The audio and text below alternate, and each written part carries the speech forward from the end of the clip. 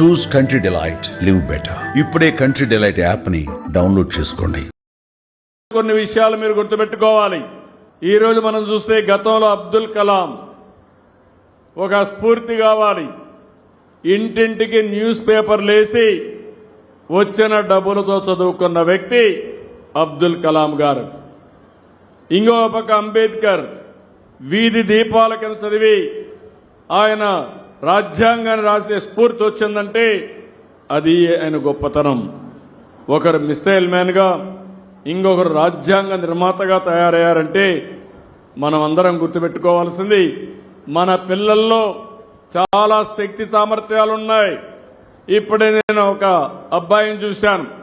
మా రాజకీయ నాయకులు ఎవ్వరూ మాట్లాడలేరు, బ్రహ్మాండంగా మాట్లాడాడు. చాలా తక్కువ సమయంలో స్ఫూర్తిదాయకమైన మెసేజ్ ఇచ్చాడు. అలాంటి శక్తి సామర్థ్యాలు మన వాళ్ళకందరికీ ఉన్నాయి. ఈ విషయం మనం గుర్తుపెట్టుకోవాల్సిన అవసరం ఉంది. ఈరోజు మీరు ఒకసారి చూస్తే నేనే ముఖ్యమంత్రిగా ఉన్నప్పుడు 12 సార్లు డిఎస్సీలు పెట్టాను. 1-2 సార్లు కాదు, 12 సార్లు డిఎస్సీలు పెట్టాం. గడచిన ప్రభుత్వం 5 సంవత్సరాల్లో ఒక్క టీచర్ని నియమించకుండా విద్యా సంస్కరణలు తెచ్చామన్నారు. టీచర్లు లేకుండా విద్యా సంస్కరణలు ఏముంటాయో నాకైతే అర్థం కాలేదు. రెండోది, సమయం అంతా వేస్ట్ చేశారు. ఇంగ్లీష్ మీడియం పెట్టామన్నారు. మీరు ఇంగ్లీష్ మీడియం పెట్టడం ఏంటి? ఎప్పటి నుంచో ఉంది. అలాంటిది లేనిపోని సమస్యలు తీసుకొచ్చారు. ఇంకో పక్కన చూస్తే ఎక్కడికక్కడ టీచర్లందరికీ బాత్రూమ్ ల్యాపులు తీయమని, ఫోటోలు తీయమని, అవన్నీ పంపించమని నానా బాధలు పెట్టే పరిస్థితికి వచ్చారు. అన్నిటికీ స్వస్తి పలికాం. టీచర్ని గౌరవిస్తాం, గౌరవప్రదంగా చూస్తాం. మొన్నే మీరు చూస్తే మంత్రి గారి ఆధ్వర్యంలో చాలా స్పష్టంగా ఒక రిఫార్మ్ కూడా తీసుకొచ్చి ఆ రిఫార్మ్ వల్ల ఎవరెవరిని ఏ విధంగా కౌన్సిలింగ్ చేయాలో సిస్టమేటిక్ గా చేసి ఎక్కడా డిస్ప్యూట్ లేకుండా మెరిట్ ప్రకారం ట్రాన్స్ఫర్లు చేసిన పార్టీ ఎన్డీఏ. మంత్రి లోకేష్ గారు అని చెప్పి కూడా నేను మీకు తెలియజేస్తున్నా.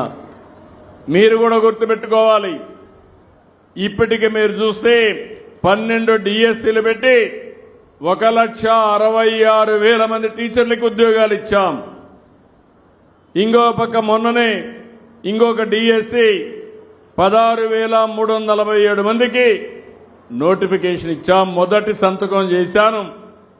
రేపు ఆగస్టు లోపల అందరినీ మళ్లీ స్కూలుకు పంపించే బాధ్యత మినిస్టర్ గారిదని చెప్పి మరొక్కసారి గుర్తు చేస్తున్నాను.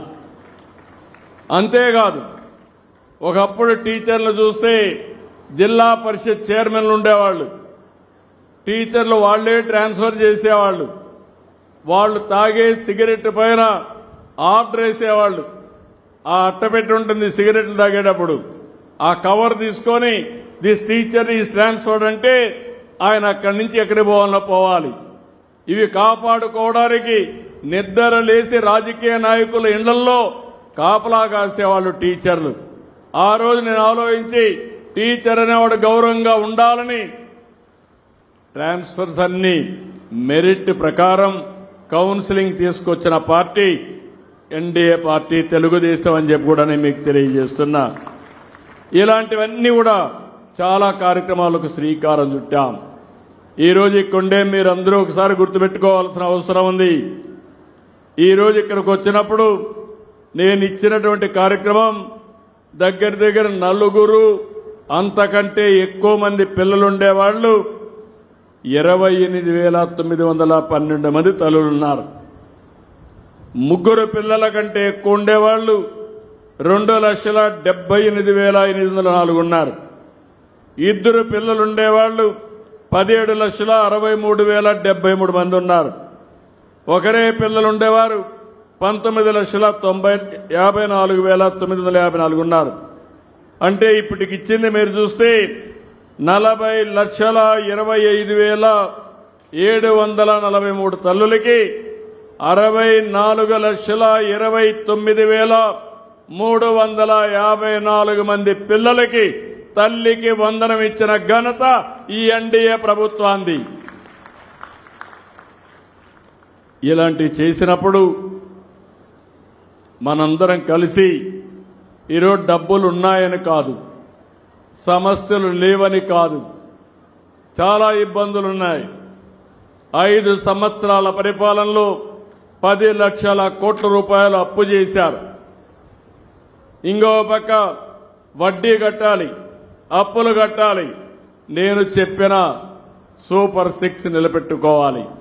ఎన్ని కష్టాలు వచ్చినా నేను చెప్పిన మాట నిలబెట్టుకుంటామని మరొకసారి మీ అందరికీ తెలియజేస్తున్నాను.